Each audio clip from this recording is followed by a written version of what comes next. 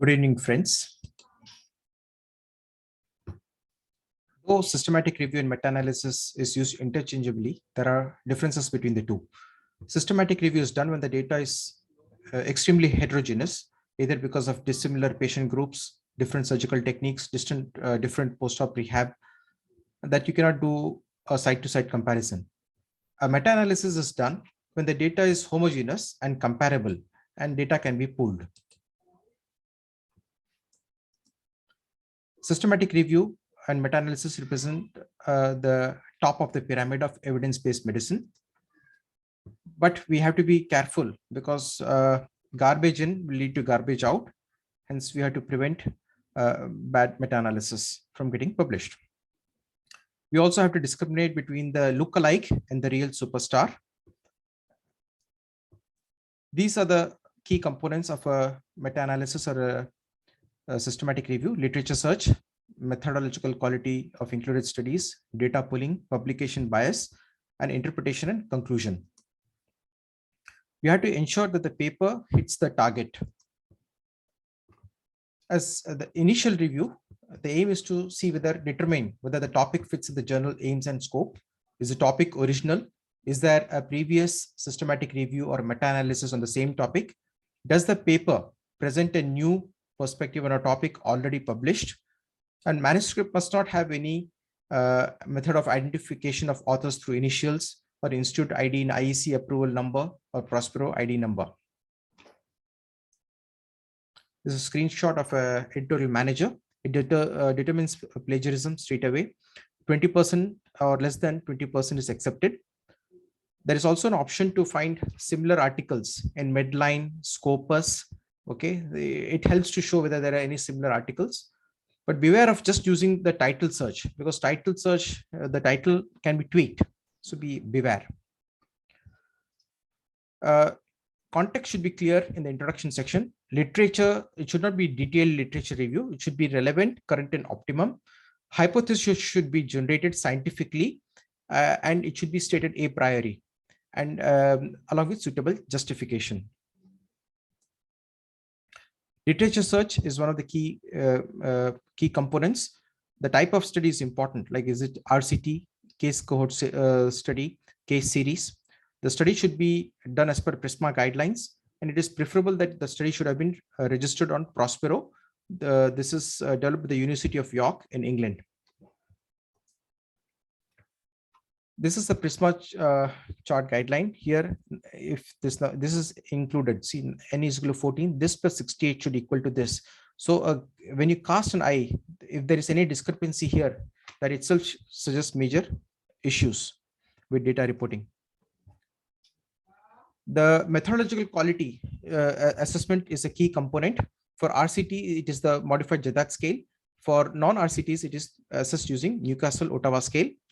The number of observers who assess the quality of study is important, and so is the inter-observer agreement on the study quality.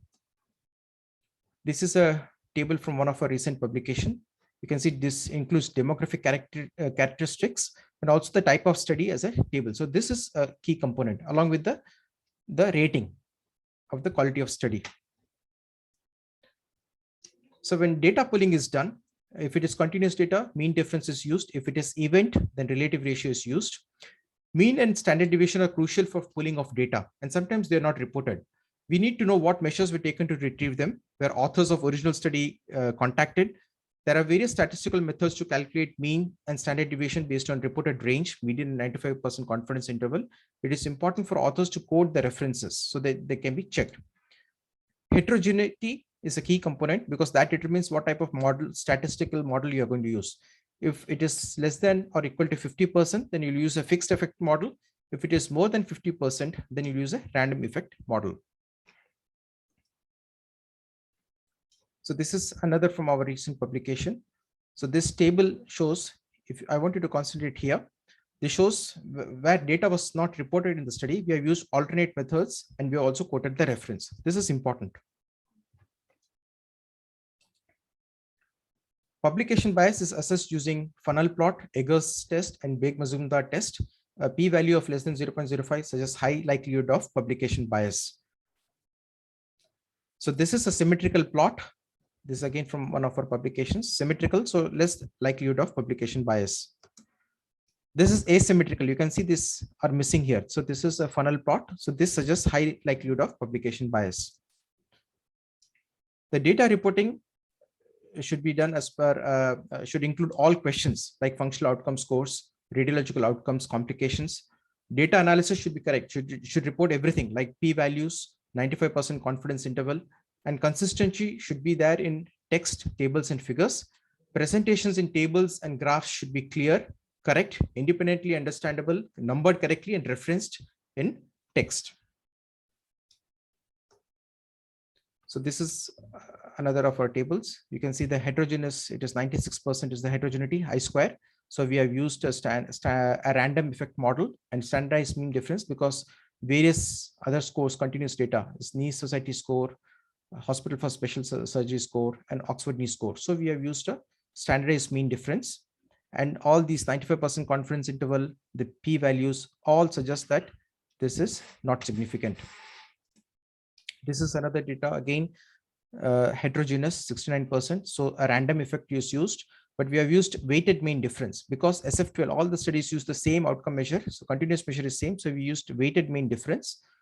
This suggests that 95% confidence interval p-value and the diamond plot is not in the zero line. So this is all these three suggest significant. So we have to look at that also. This is a rate. Again, the heterogeneity is less than 50%. So hence we have used a fixed effect model, risk ratio. And again, this suggests 95% confidence interval, p-values, and this, all the three are matching. This suggests this is significantly different.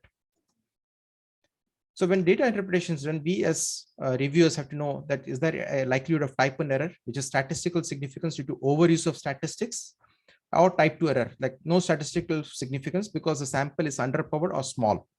Again, author should be able to differentiate between clinical and statistical significance because this is the crux of any paper. Also, we want to know what are the likely causes of heterogeneity. What are the results of sensitivity analysis? What are the reasons for no decline in heterogeneity despite sensitivity analysis? This is what we want to know. And the author should not give any overt personal opinion.